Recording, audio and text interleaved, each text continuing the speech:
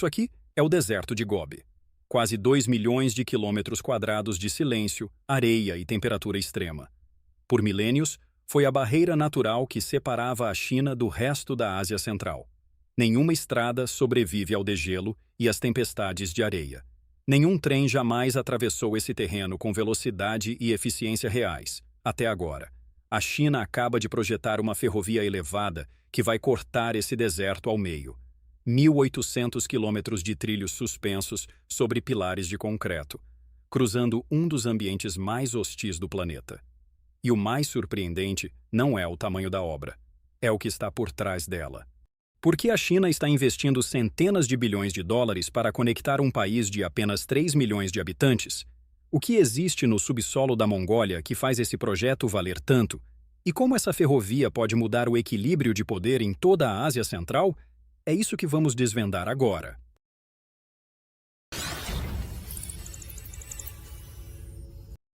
A Mongólia é o maior país sem litoral do mundo. Isso por si só já seria um problema logístico enorme. Mas a situação dela é ainda mais peculiar. Está completamente cercada por apenas 2 vizinhos, a Rússia ao norte e a China ao sul. E durante décadas, dependeu quase que exclusivamente das ferrovias soviéticas para exportar seus recursos naturais. O problema é que as ferrovias da antiga União Soviética usam um tipo de trilho diferente do usado na China. Essa diferença é chamada de bitola, que é a distância entre um trilho e outro. Por causa disso, toda a carga que sai da Mongólia precisa ser retirada de um trem e colocada em outro ao cruzar a fronteira. Esse processo é demorado, caro e pouco eficiente. Assim, um carregamento de carvão que poderia atravessar o país em poucos dias acaba ficando parado por semanas, esperando a transferência. Mas aqui está o dado que muda tudo. A Mongólia possui algumas das maiores reservas de cobre, carvão e terras raras do mundo. A mina de Oyu Tolgoi, no sul do país, é a terceira maior mina de cobre do planeta. Já a região de Tavan Tolgoi tem cerca de 6 bilhões de toneladas de carvão.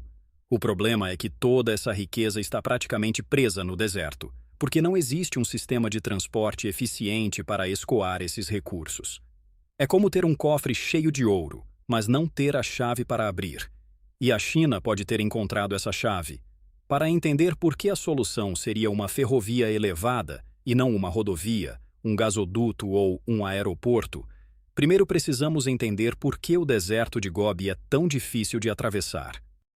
O deserto de Gobi não é um mar de dunas douradas, como muita gente imagina. Ele é um planalto seco e cheio de pedras, onde as temperaturas vão de menos 40 graus Celsius no inverno até mais 50 graus Celsius no verão. Essa variação extrema, de quase 90 graus, é uma das maiores do mundo. E é justamente isso que destrói qualquer infraestrutura. O asfalto racha, pontes cedem quando o solo congelado, permafrost, começa a derreter. Estradas feitas no verão podem virar cheias de buracos até o inverno seguinte. A China já enfrentou esse problema em obras no Tibete e em Xinjiang. Construir sobre solo congelado exige fundações especiais, manutenção constante e custos muito mais altos. A solução encontrada foi simples na ideia, mas complexa na execução: tirar a ferrovia do chão. Em vez de ficar apoiada no solo, ela seria elevada sobre pilares de concreto fixados na rocha sólida, abaixo da camada que congela e descongela. Assim, os trilhos ficam suspensos e não sofrem com a expansão e contração do terreno. E a China tem experiência nisso. O país possui mais de 25 mil quilômetros de ferrovias elevadas, incluindo trechos que passam sobre o Oceano Pacífico e pelo Planalto Tibetano, a 5 mil metros de altitude. Eles dominam essa tecnologia e agora pretendem usá-la em uma escala ainda maior. Mas afinal, como será esse projeto?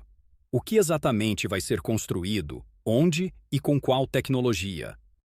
O projeto, chamado Corredor Ferroviário China-Mongólia, prevê a construção de uma ferrovia de alta capacidade que começa em Erenhot, na fronteira com a Mongólia. De lá, a linha atravessa cerca de 1.000 quilômetros do deserto de Gobi dentro do território mongol, chega à capital Ulaanbaatar e depois segue até a Rússia, alcançando a cidade de Naushki. No total, o trajeto terá mais de 1.800 quilômetros. Aproximadamente 60% desse percurso será feito em estruturas elevadas, ou seja, trilhos apoiados sobre grandes viadutos de concreto para atravessar as áreas mais instáveis do deserto. O restante ficará no nível do solo, onde o terreno permitir. Os trens de carga devem operar a até 120 km por hora. No futuro, pode haver uma segunda fase para transporte de passageiros, com velocidades de até 200 km por hora.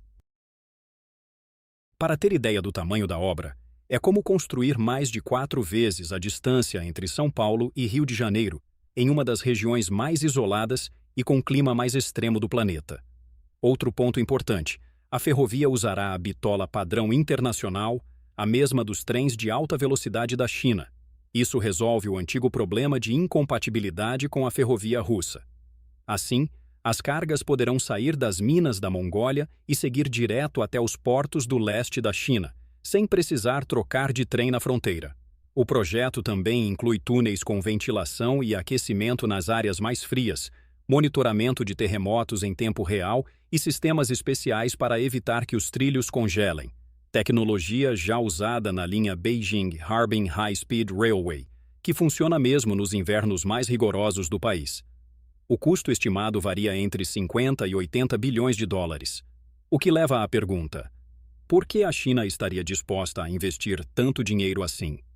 Nenhum país investe 50 bilhões de dólares por bondade. A China tem motivos muito claros para construir essa ferrovia, e tudo começa com o que está debaixo do solo da Mongólia. O cobre da mina de Oyu Tolgoi é essencial para a transição energética mundial. Painéis solares, turbinas eólicas e carros elétricos precisam de grandes quantidades de cobre. A previsão é que a demanda global por esse metal dobre até 2035. Ou seja, quem controla o acesso ao cobre influencia diretamente a velocidade da eletrificação do planeta. E hoje, a China já responde por cerca de 40% do processamento mundial desse mineral. Mas existe algo ainda mais estratégico: as terras raras. A Mongólia possui reservas importantes de elementos como neodímio e disprósio, que são fundamentais para produzir ímãs permanentes, peças centrais de motores elétricos e turbinas eólicas. Atualmente, a China domina cerca de 85% do processamento global de terras raras. Com essa ferrovia, ela poderá trazer também os recursos da Mongólia para seu próprio sistema de processamento, fortalecendo ainda mais sua posição no mercado e dificultando a concorrência de países ocidentais. Além dos recursos naturais, há uma questão geopolítica.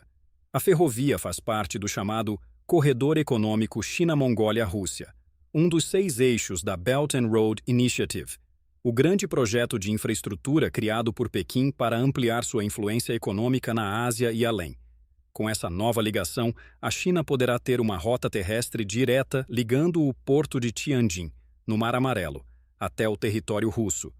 Isso significa menos dependência de rotas marítimas, de estreitos estratégicos e de parceiros instáveis. Em um cenário global de tensões e disputas comerciais, ter uma conexão terrestre segura ao norte se torna uma vantagem estratégica enorme. E para a Mongólia? O país tem tudo a ganhar e muito a perder, dependendo de como negociar. A Mongólia costuma dizer que é como um camarão entre 2 baleias. De um lado está a Rússia, do outro, a China.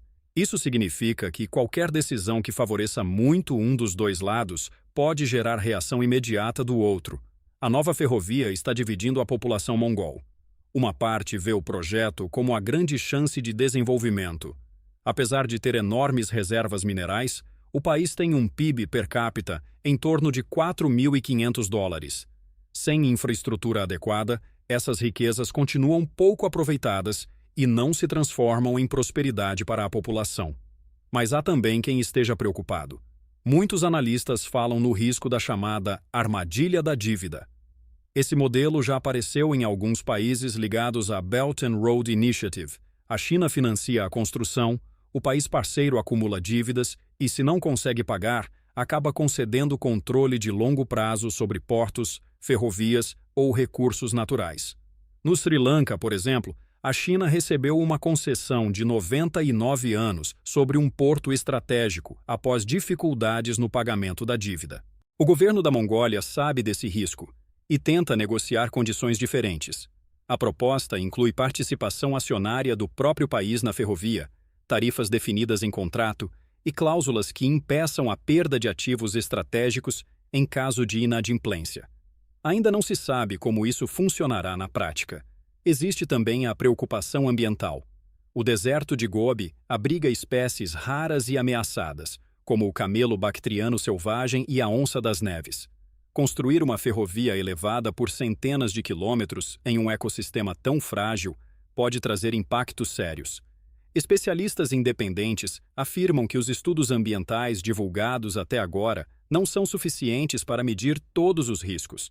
O projeto já foi aprovado e as negociações continuam avançando, mas suas consequências podem ir muito além das fronteiras da Mongólia. Quando essa ferrovia começar a funcionar, algo previsto para 2035 no cenário mais otimista, o equilíbrio de poder na Ásia Central pode mudar de forma duradoura. O carvão da Mongólia, que hoje leva semanas para chegar aos portos chineses, poderá ser transportado em menos de 48 horas. O cobre da mina de Oyu Tolgoi poderá chegar às indústrias de fundição em menos de um dia. Isso reduz custos na produção de baterias e equipamentos de energia renovável no mundo inteiro. Ao mesmo tempo, cria uma situação curiosa. Pode acelerar a transição energética global enquanto estimula a abertura de novas minas no deserto. Para os Estados Unidos e para a União Europeia, o projeto é visto como mais um passo da China para fortalecer seu controle sobre as cadeias globais de minerais críticos. Já existem debates no Congresso americano e no Parlamento Europeu sobre como responder a essa estratégia.